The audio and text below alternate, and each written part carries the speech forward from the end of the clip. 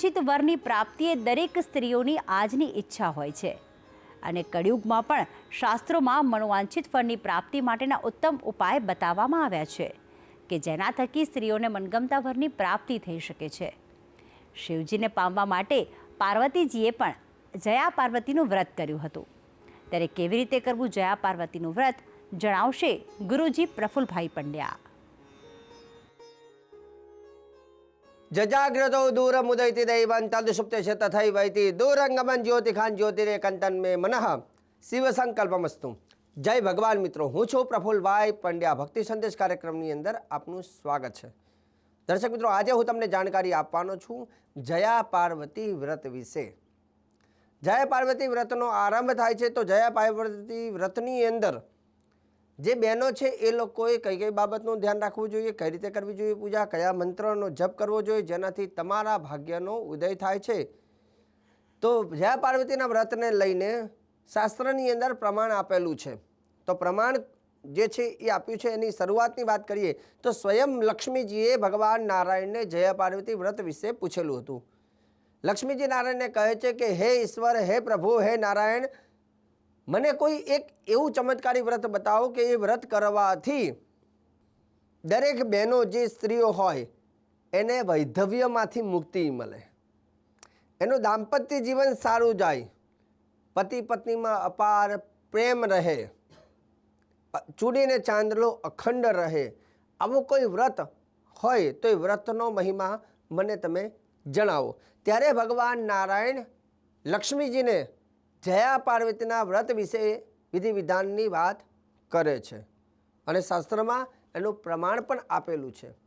વ્રતમ કુરુ વિધાનેન, વ્રતમ કુરુ વિધાનેન મમ નામ્ન ચ વિશ્રુતમ જયા યુક્તેન શુભગે ત્રૈલોક્યે પાવનમ પરમ ભક્ત્યા જયા પાર્વતી તે પાર્વતીતી અષાઢે ચારુલોચને. ભગવાન કહે છે કે અષાઢ મહિનાની અંદર જે કરવામાં આવતું વ્રત છે જેને જયા પાર્વતી વ્રત કહેવામાં આવે છે, જે ત્રૈલોક્ય ત્રણેય લોકમાં જે પવિત્ર ગણવામાં આવે છે, અને આ વ્રત જે બહેનો કરે છે એનાથી એનું દાંપત્ય જીવન, ચૂડી અને ચાંદલો એનું અખંડ રહે છે. આ વ્રત ખાસ કરીને અષાઢ મહિનાની 13થી માંડીને અષાઢ વદ 30 સુધી કરવામાં આવતું હોય છે. જેમાં ખાસ કરીને વ્રત કરનાર વ્યક્તિ શિવાલયમાં જઈને શિવજીનું પૂજન કરે છે, જેમાં શિવ અને પાર્વતીનું પૂજન કરે છે. શિવલિંગની પૂજા કરવાથી, કેમ કે શિવલિંગ જે છે એમાં શિવ અને આદ્યશક્તિ જગદંબાનું સ્વરૂપ ગણવામાં આવે છે, એટલે શિવ પાર્વતીનું પૂજન કરવાનું મહત્વ રહેલું છે. એવું કહેવાય છે કે રોજે રોજ સવારે આ વ્રતમાં ભગવાન શિવ અને પાર્વતીની પૂજા કરવી જોઈએ. પૂજાના વિધિ વિધાનની વાત કરીએ તો બહેનોએ ખાસ કરીને 16 શણગાર સજીને મંદિરમાં જઈને શિવલિંગની પૂજા કરવી, જેમાં ભગવાન શિવજી અને મા પાર્વતીને નમસ્કાર કરવા. શિવલિંગની ઉપર બહેનોએ પંચામૃતથી ભગવાન ભોલેનાથને સ્નાન કરાવવું. વિધિની વાત કરીએ તો પ્રથમ શું કરવું તો કે બહેનોએ પોતાના ભાગ્યમાં તિલક કરવાનું, હાથની અંદર નાળછડી બાંધવાની અને આચમન કરી અને વિધિની શરૂઆત કરવાની. હાથમાં પાણી લઈ સંકલ્પ કરવાનો કે જે વર્ષનું તમારું વ્રત કરતા હોય તે વર્ષ કયું પહેલું વર્ષ છે, બીજું વર્ષ છે, એ સંકલ્પ કરવાનો અને તમારા મનની ઈચ્છાઓ ભગવાનને રજૂ કરવાની. સંકલ્પ કર્યા બાદ ભગવાન ગણપતિ રિદ્ધિ સિદ્ધિ સાથે ગણેશજીની પૂજા કરવાની, સૂર્યદેવની પૂજા કરવાની, કલશ જે હોય કલશની કાંઠે નાળછડી બાંધી કલશની પૂજા કરવાની, ચારે દિશામાં તિલક, ચોખા પુષ્પ વગેરે કલશની પૂજા આ રીતે કરવાની. વિધિ વિધાનમાં આગળ વધીએ ત્યારે ભગવાન ગણપતિની રિદ્ધિ સિદ્ધિ સાથે પૂજા કર્યા બાદ તમારે શિવ પાર્વતીની પૂજા કરવાની, જેમાં પ્રથમ શિવ પાર્વતીને નમસ્કાર અને ત્યાર પછી ભગવાનની ઉપર અભિષેક, જેમાં દૂધનો અભિષેક કરી શકાય, દહીંનો અભિષેક, ઘીનો અભિષેક, મધનો અભિષેક, સાકરનો અભિષેક, ભગવાનની ઉપર અલગ અલગ અભિષેક કરવાના હોય છે. અભિષેક જ્યારે પૂર્ણ થયા બાદ શિવજીને શુદ્ધ કરવાના છે, સ્નાન કરાવી અને શિવજીને વસ્ત્ર અર્પણ કરવાના છે. વસ્ત્રની અંદર નાળછડી ભગવાનને અર્પણ કરવાની, જનોઈ જે હોય જનોઈ અર્પણ કરવાની, અને તમે જો રૂના મણકાની માળા બનાવી હોય તો રૂના મણકાની જે મોતીની માલા જે બનાવી હોય એ ભગવાનને અર્પણ કરવાની. ત્યારબાદ ભગવાનને ભોલે બાબાને ભસ્મનું તિલક કરવાનું, અક્ષત અર્પણ કરવાના. અને પુષ્પની વાત કરીએ તો આ પુષ્પ ખાસ કરીને જયા પાર્વતીના વ્રતમાં ચોક્કસ તમે આનો ઉપયોગ કરજો, જેમાં ચંપાના પુષ્પ, કમળનું પુષ્પ, જુહી પુષ્પ તમે અર્પણ કરી શકો છો. ભગવાનની સામે એક પાત્રમાં ધૂપ કરવાનો, એક દીવો કરવાનો અને ભગવાનને ડ્રાયફ્રૂટનો પ્રસાદ જમાડવાનો છે. સાથે સાથે તમારે એક ભગવાનને ફળ અર્પણ કરવાનું છે, કેમ કે ફળ અર્પણ કરવાથી સારું ફળની પ્રાપ્તિ થાય છે. ફળ જે અર્પણ કરો છો તેમાં ખાસ કરીને દ્રાક્ષ અથવા દાડમ લઈ શકાય. દ્રાક્ષ અથવા દાડમનું ફળ લેવાનું. આમે કહેવાય છે કે આકાશના તારા, વરસાદની ધારા અને દાડમના દાણા એ કેટલા છે અગણિત છે, ખબર નથી. તો ભગવાનને કહીએ છીએ કે મને એવું ફળ આપો કે જે મારી ઈચ્છાઓ છે એના કરતાં વિશેષ મને આપો. હવે રહી વાત, તમારે એક ચમચીમાં પાણી લેવાનું, એની ઉપર દાડમ ફળ મૂકવાનું અને શક્ય હોય તો આ ફળ, આ મંત્ર શ્લોક તમે લખી લેજો. એ બોલીને પછી પાણી તમારે ફળ ઉપર અર્પણ કરી અને ભગવાનને અર્પણ કરવાનું છે ફળ. અને જે ફળ અર્પણ કરો છો એવું ફળ તમને પ્રાપ્ત થાય છે.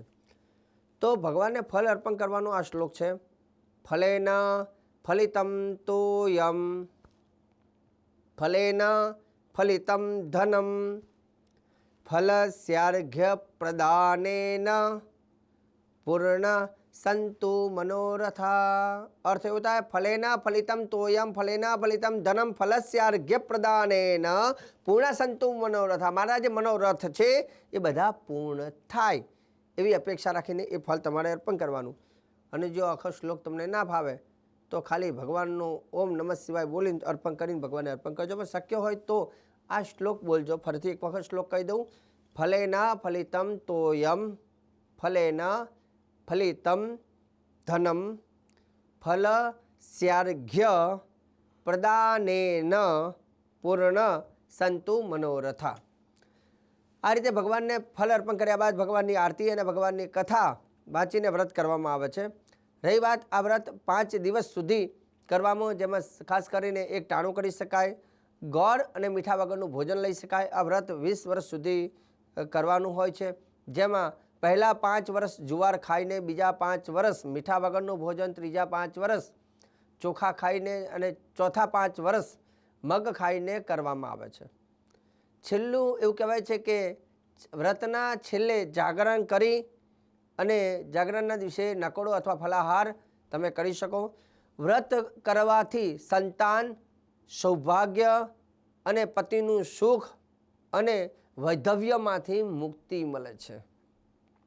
આ વ્રત દરમિયાન જે વ્રત તમે લીધા હોય એ દરમિયાન સાંજના સમયે બીજો આ એક ચમત્કારી શ્લોક છે. જો એ શ્લોક રાત્રિના સમયે રોજ એક માલા કરો છો તો એનાથી પણ વિશેષ ફળ તમને મળે છે.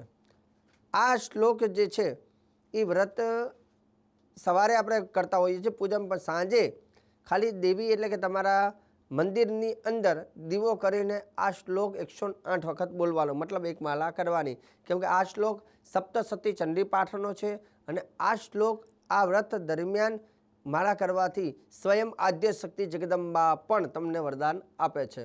દેહી સૌભાગ્યમારોગ્યમ, દેહી મે પરમમ સુખમ, રૂપમ દેહી જયમ દેહી, યશો દેહી દ્વિષો જહી. હે મા ભગવતી, મારું સૌભાગ્ય અને મારું આરોગ્ય સારું રાખો. સાથે સાથે દેહી પરમમ સુખમ, સારું સુખ મને પ્રાપ્ત થાય.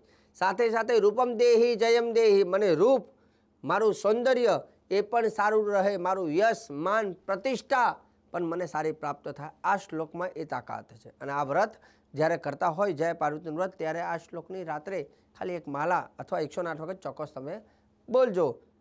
તો દર્શક મિત્રો, આજે ખાસ કરીને જય પાર્વતી વ્રતને લઈને વિધિ વિધાન, પૂજન અને સામગ્રી અને સંપૂર્ણ જાણકારી મેં તમને જય પાર્વતીના વ્રતની આપી છે. અને આગળ પણ ભક્તિ સંદેશ કાર્યક્રમમાં હું પ્રફુલ્લ પંડ્યા આવી જાણકારી, શ્રેષ્ઠ જાણકારી, સુંદર જાણકારી રોજે રોજ આપતો રહીશ. કાર્યક્રમ જોવાનું ચૂકતા નહીં. મને આપી દો રજા.